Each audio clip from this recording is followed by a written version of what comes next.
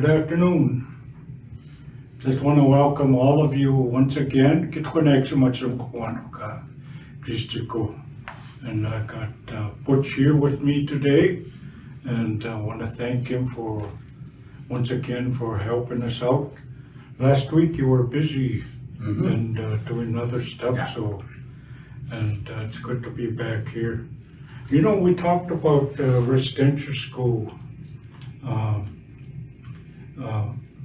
at the beginning, and when they first came out with 215 at Kamloops, but now it's grown more. The numbers are climbing just about every week, and I know you've been busy and so forth, and at that time we said that this was going to take a life of its own, and we don't know where it's going to go, where it's going to lead us, and but there's one thing that I find that the non-Indians in Calgary, surrounding area, many of them are asking what happened, and they're not too happy with the history that Canada has made regards to First Nations.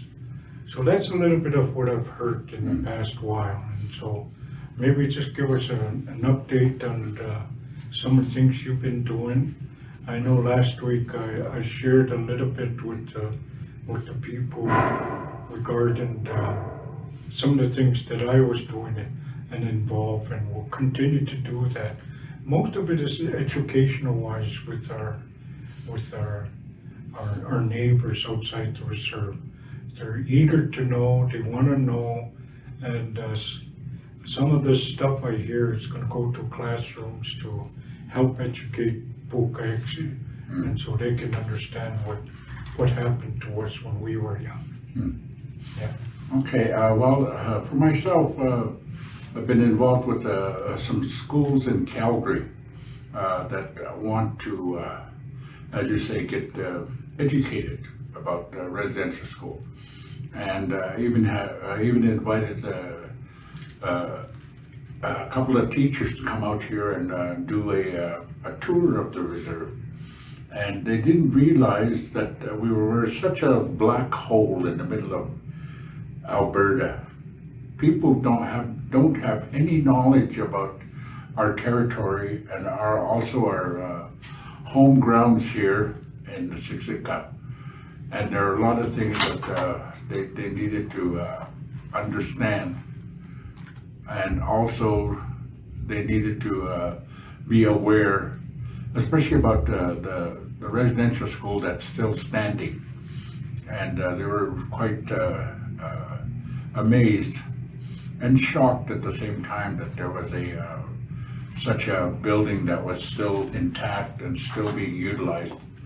And it was just a matter of letting them know that we're utilizing it for the good and to educate our people, as well as the college has stated in its initial response to the occupying a former residential school, that they are willing to keep that as a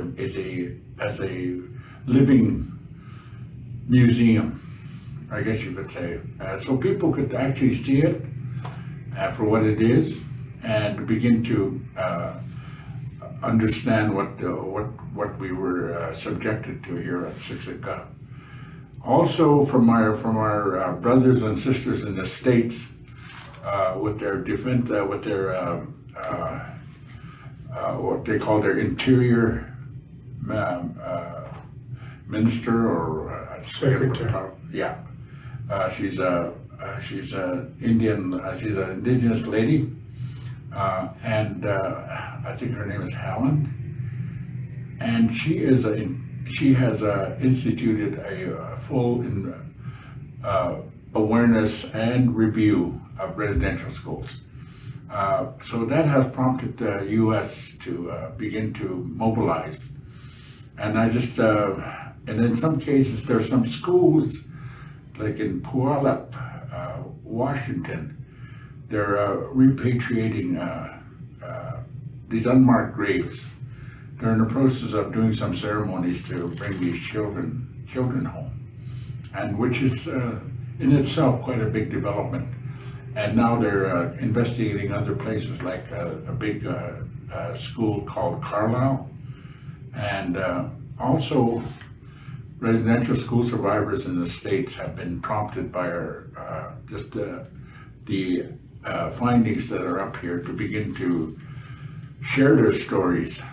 In a lot of cases, for us here in Canada, we've talked to people about it, but they've never really acknowledged that such a thing happened, even within their lifetime, and not realizing that there were a lot of these residential schools across Alberta and across Canada, and even into the States that had their twisted policies on taking the Indian out of us. So those are just some of the updates I've dealt with, and one of the I got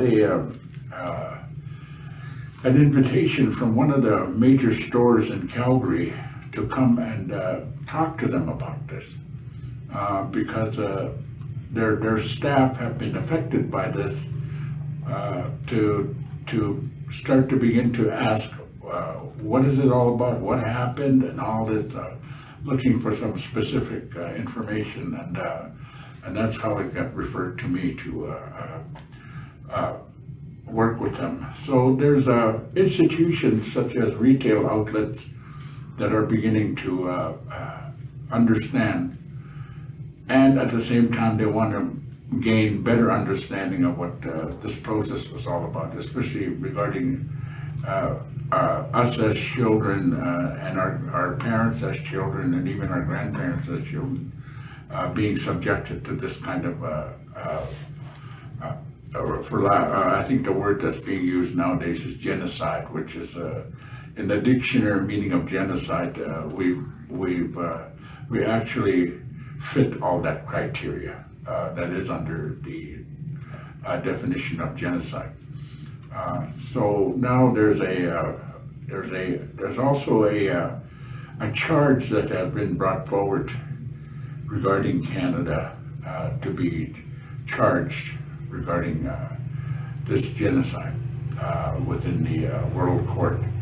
So there are a lot of things happening, but I think for us as survivors, those things will take some work from our leaders and other national and international people that understand that process. But for us, we still have a lot of work to do here at home, especially with our own children and grandchildren, and with for them to begin to understand some of the trauma that's still being displayed to this day by their parents, their grandparents, and their great-grandparents, so they can begin to understand also that there are underlying issues that still have to be dealt with, but it's going to be up to the individual survivors to begin to share those stories, such as in my case, my late father, Mark Wolflake, he went through the residential school system with the Olson Residential School, and then it burnt down because there was no wooden building. And then they were taken to Dunbow, another residential school just south of Calgary. And then after the building was rebuilt to what it looks like today, he was sent back over there. And even for ourselves as children, even though we'd gone through the system, also all his children, not all of them, our two youngest sisters never experienced that, but they experienced day school, which is a story unto itself. My dad was not very forward about sharing what residential school was all about. I think the only things that he ever shared with us was things such as they just let us, we didn't have too much schooling, they just made us work all the time. And what that entailed, it was just, was never really, he never really got into that. And on top of that, he went through the World War II and being in battle, seeing action in North Africa, Sicily, Italy, and being wounded in battle. He's seen a lot of things there, so that was another trauma that he had to go through.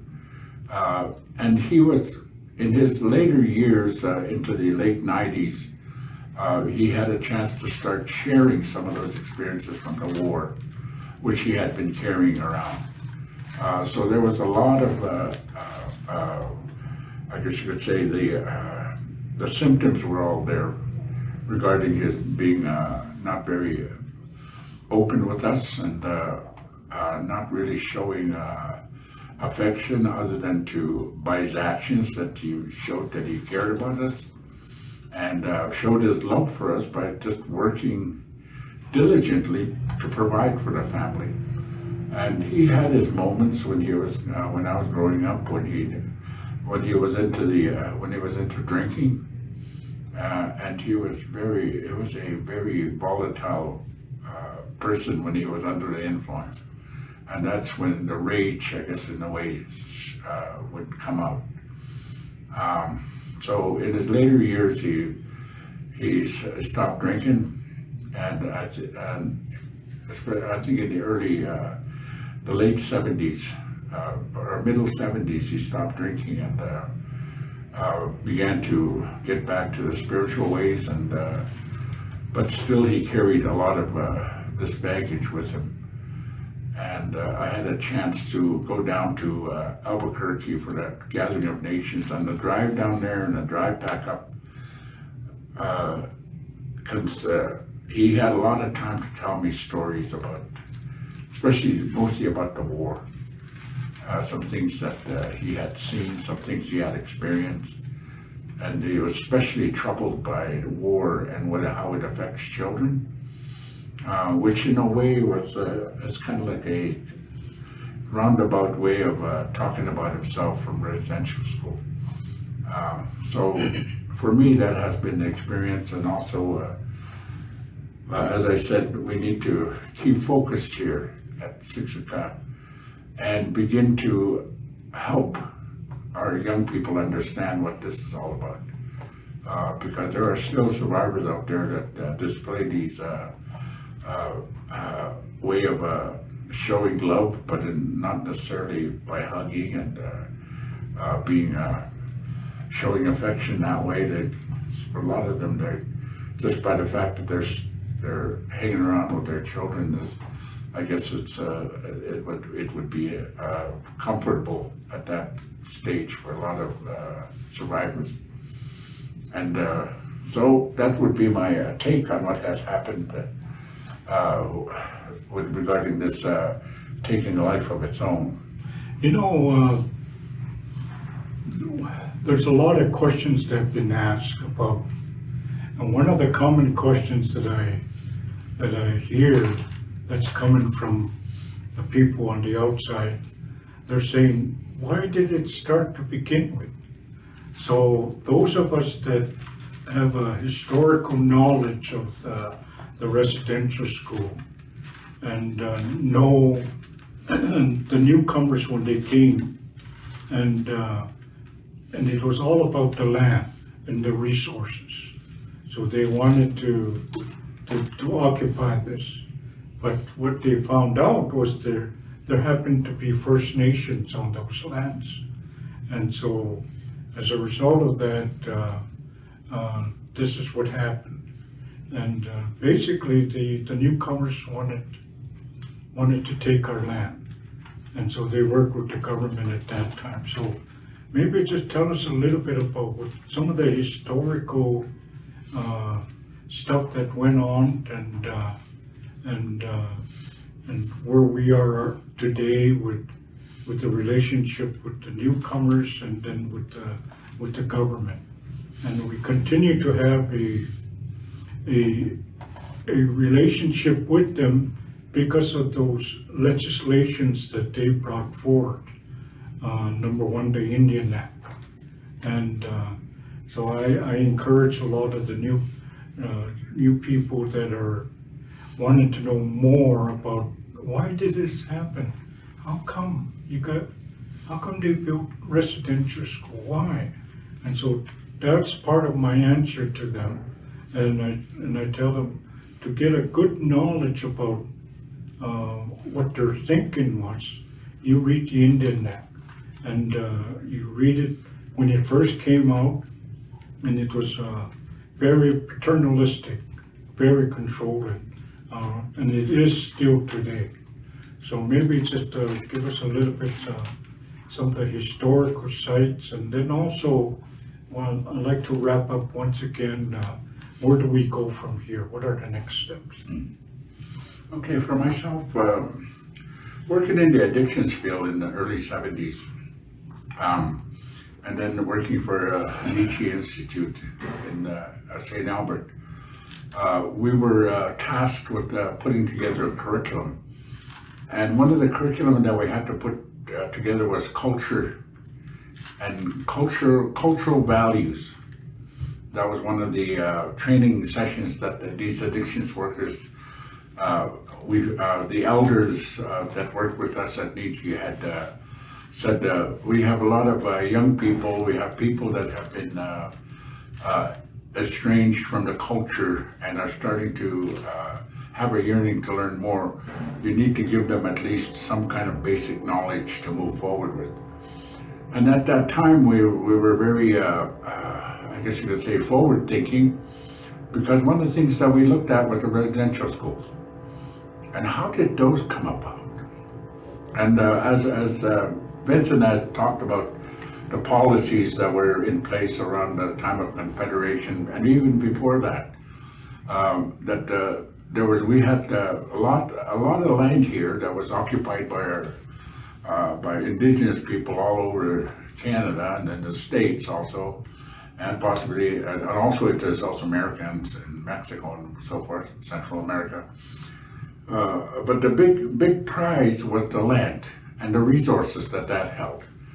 And for us, the use of these resources was confined to surviving each year. So we never took more than we needed, especially to save up for the winter, the hard times that come about during the winter. But at the same time, we were very careful about letting things regenerate. So we would never take more than we needed. And we never really hoarded anything. It was, as the old saying is, one day at a time, 1 year at a time. That's why to this day, when we ask people, how old are you? In Blackfoot, it's a little more respectful. We tell them, how many winters have you gone through? Rather than asking them, how old are you?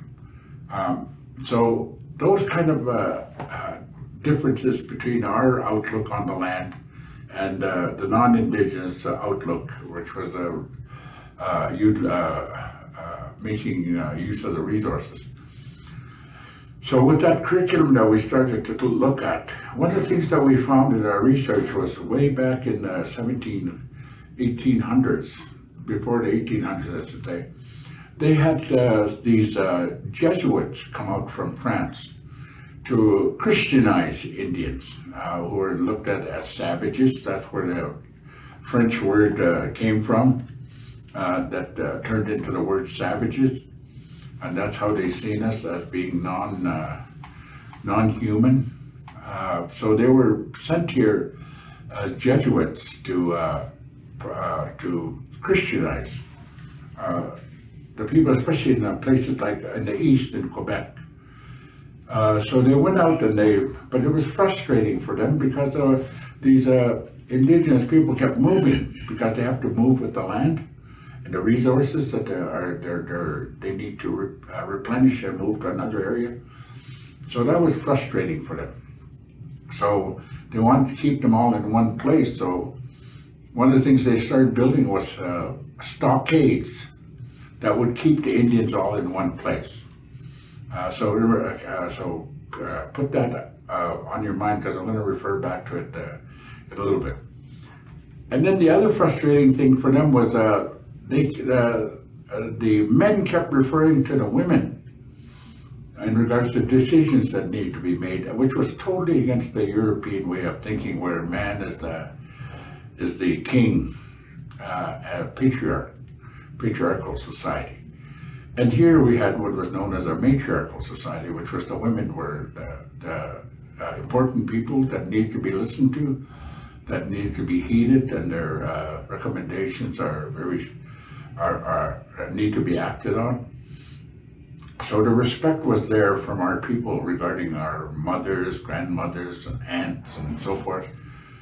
So these Jesuits were very troubled by this, because if they wanted something to happen, then they would have to talk to the women, which for them, would be, to term the word, sacrilegious, because they need to deal with the men. So put that in your memory banks, that second thing. The next thing was the kind of food that they were eating. They found that these savages were living off the land and eating food that was very distasteful to these European-bred non-indigenous priests, these Jesuits. So they started to take a look at changing the diet of these people and bringing in rations to that effect. And most of it was, interestingly enough, most of it was white stuff, like sugar, salt, flour, that was part of their diet. So the diet was another thing. And finally, they were really frustrated trying to deal with the children, because the parents and the adults were a big distraction, because the children would defer to their parents and so forth, and they would they weren't able to work with them the way they wanted to, which means they wanted to change the next generation into Christian beliefs and follow those practices. So that's the fourth thing. Now, when you take a look at all those things, you can bring them right up to today's time. For us, we now live in a reserve that was put aside for us, like those stockades. And for a long time, we were not allowed to leave this reserve. There was a pass system you had to take in order to leave the reserve, even just to go to Strathmore or Calgary, at least for us here at Siksika. And also, we had we could have our own farm and ranch, but to sell any of that, the grain and the cattle and the horses, we had to get permission from the government representative to be able to sell that stuff. And sometimes the money wasn't sent directly to our parents or to the people that raised these cattle and these grain. They were given out in I guess you could say, allowances. So they didn't trust us with the money. Besides, well, what are we going to do with the money? We can't even leave the reserve. So that was their way of keeping us here in this stockade, and we still have it here. That's why a lot of non-Indigenous people don't have an insight as to what the reserve is all about, because they've never taken the opportunity to learn about what we have here on our nation. So the thing about, so they kept us in one place. So with the government's involvement, they started giving more status to men. So the men were put above the women. And in some cases, the men started to enjoy that kind of power, so to speak. And so they've subverted the role of the women within our matriarchal system, which still happens today.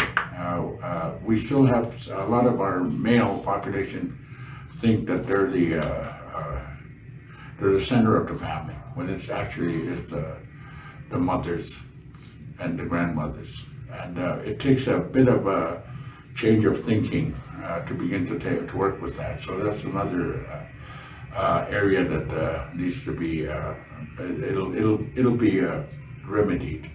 So, but it's not going to be overnight. The food, well, we were here on the nation, we were blockaded into our little area here, and then we were given rations. And a lot of those rations were sugar, salt, tea, and powdered milk. Interesting enough, they're all still white. And we even got these, we used to call them dog biscuits, but they were hardtack. Took the place of bread. And every now and then we would get meat. And we were rationed these things each month.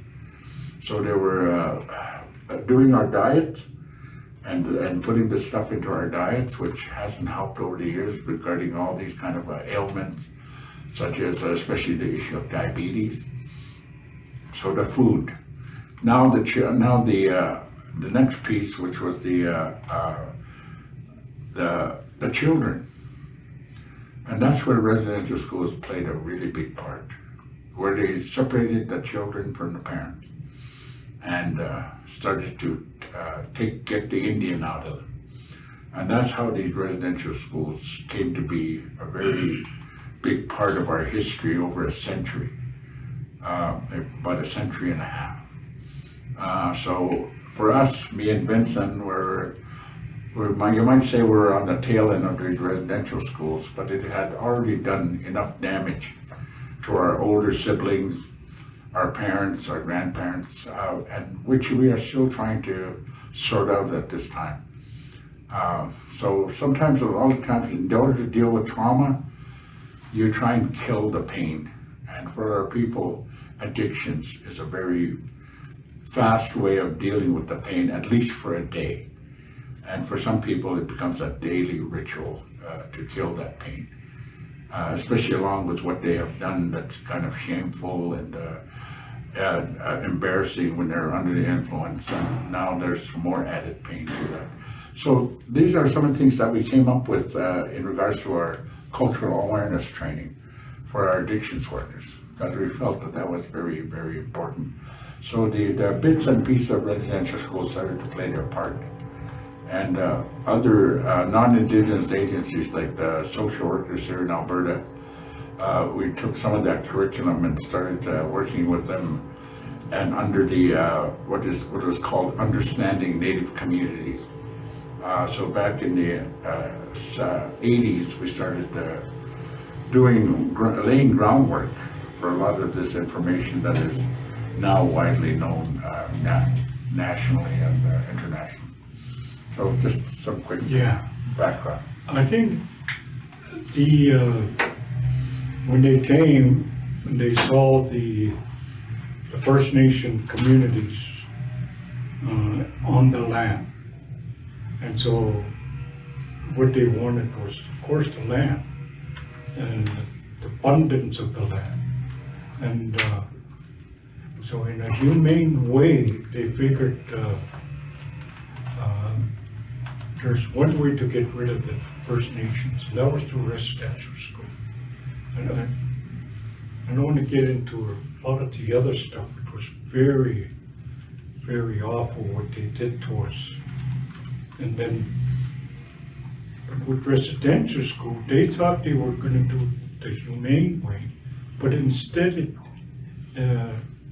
it didn't turn out the way they thought it would, and it did a lot of harm. And that's where you hear the word second generational traumas that have occurred. And so the discussion is, who are those? And really what it is when they brought the residential school in, and they did it such a way where we had to go, we were forced to go, not only as kids, but it was drilled into our parents that they had to release us to go into those schools. And if they didn't go to, they didn't release us, then they were threatened, so they had to let us go. And so it wasn't a good departure from our home that we grew up with. And because before that, there was a strong family culture that we had.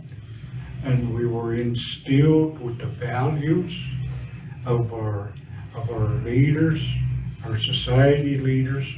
Those things were there that made us strong and made us proud of who we were.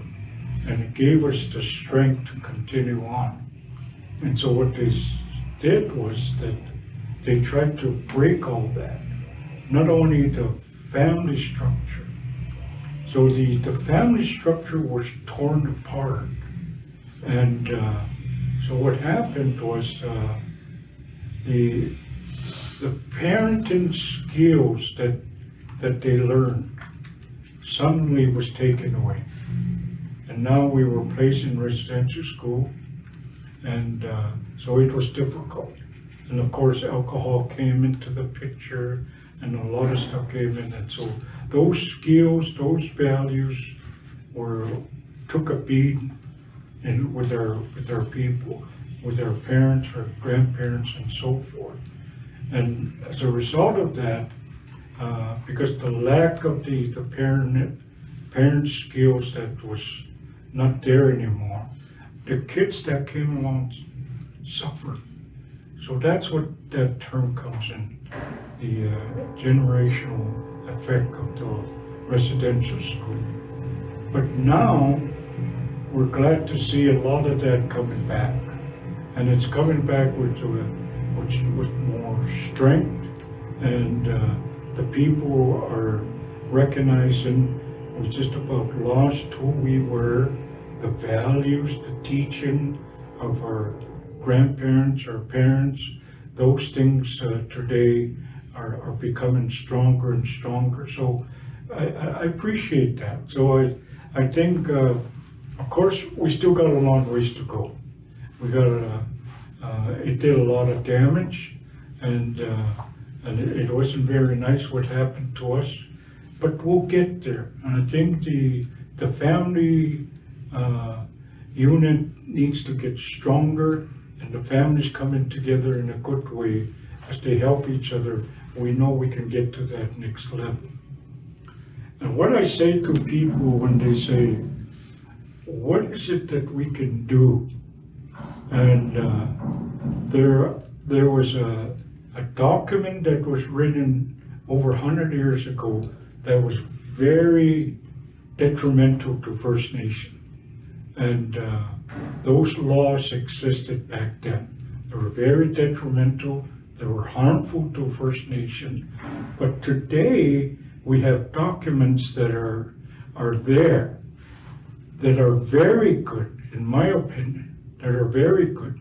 But the government for many years have seen those documents, but for whatever reason, they put them away in some warehouse, in somebody's back office. They're there, and they're not being attended to. But now, because of the discovery of unmarked graves, and many of them, we're going to hear more and more of those. The people are saying, people out there, the non-native people are saying, what can we do? There's got to be a change that's happening. What can we do to help you guys? And we're telling them they need to talk to their politicians. The work has been done.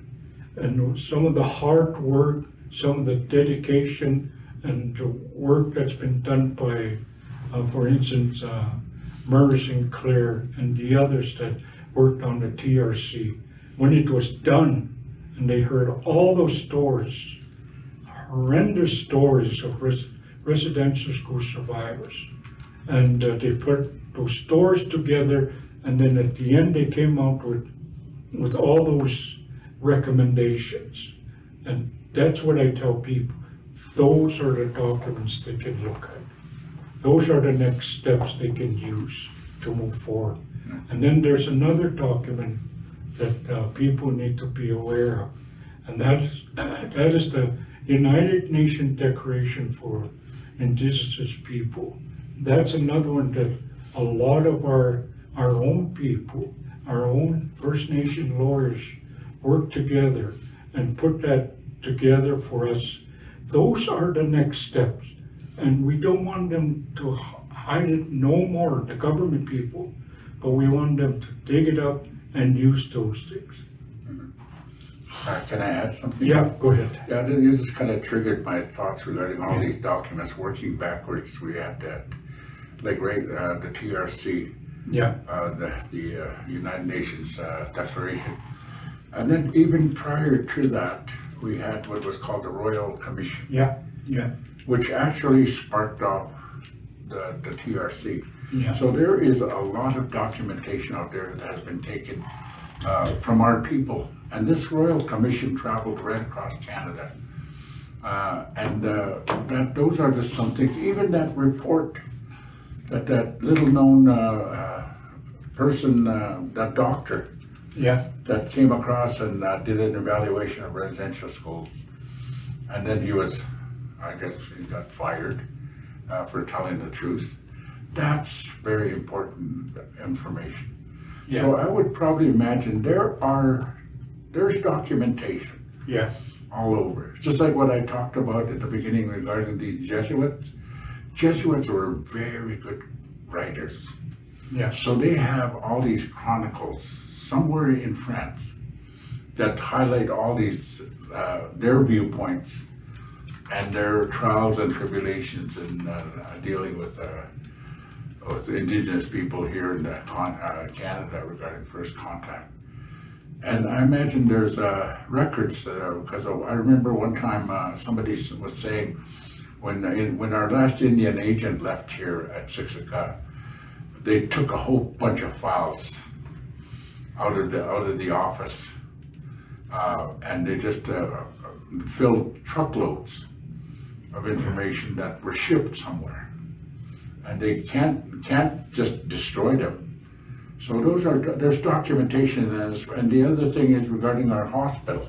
yeah, There's got to be documentation there regarding some things that happened to us in residential school where they used us as guinea pigs for certain things. So they've got to have documented those. There's evidence all over. And I think over the years, this stuff will start coming up. So I just wanted to end out by saying, and I'll leave the last words to my good friend here and family, Vincent, because he's older than me by a few months. I just want to say that survivors are this is a time and a place for survivors to begin to help. And as I said, it's not going to happen overnight. But here at Siksika, that's something we need to key in on regarding documenting and with these electronics nowadays. Future generations, 2 or 3 generations from now that have never heard about me or Vincent can view us on things such as this, talking about something that they're probably already started to remedy. yeah. Thank you. I think there's 2 things that will come out of my own personal life, and I got that choice. It wasn't very nice what took place and what they did to us, so I can choose to be very resentful, very bitter, very hateful, to get revenge and so forth and so on. And it was awful what took place in my own personal life. But I choose to look at the strength of those teachings that were passed on to me. And that was to Nkwekimuchi, Igakiman, Achimuchika. Don't give up. Pray and stay strong. Those kind of stuff that even though it hurt real bad. So I could have made that choice. And probably if I made that wrong choice, I won't be around today. But I choose to get better and not allow those things to be a detriment into my own life. And so I just want to encourage people to think about, we need to work together. We need to support each other. And we need to allow our family, our grandparents, they got a lot to share with you guys. And those things, those stories that they have, when I'm gone, those stories are going to go with me. So I need to share those with my grandkids, my great grandkids. So I just want to thank you. And so you'll be around next week? Oh, yes, I'll be here next week. All right. Thank you.